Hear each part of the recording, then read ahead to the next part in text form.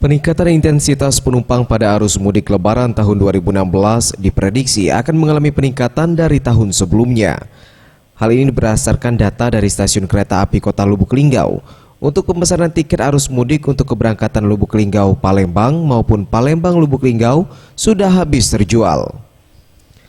Wakil Kepala Stasiun Kereta Api Lubuk Linggau, Mangihud S. mengatakan, untuk tiket kereta api kelas eksekutif, kelas bisnis maupun kelas ekonomi untuk H-3 Lebaran atau pada tanggal 3 Juli mendatang sudah habis dipesan warga.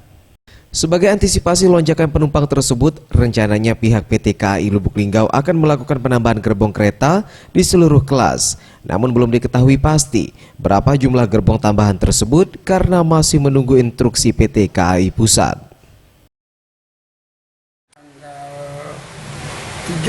Tanggal 3 itu sudah habis untuk eksekutif, namun nanti ada tambahan, itu ada tambahan kereta eksekutif nanti ditambah 1 dan bisnis nanti itu ditambah 1. Berarti 2 gerbong. Untuk ekonomi rencananya itu ada tambahan 2 gerbong.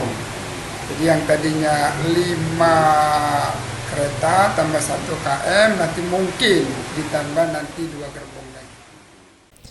Mangihud menambahkan, dengan penuhnya pemesanan tiket KAI yang sudah ludes terjual, ia menyarankan bagi warga yang belum mendapatkan tiket agar segera beralih menggunakan moda transportasi lain, baik travel maupun armada bus. Hal ini mengingat PT KAI tidak lagi memberlakukan penjualan tiket berdiri. Faris Setiawan, Sriwijaya TV.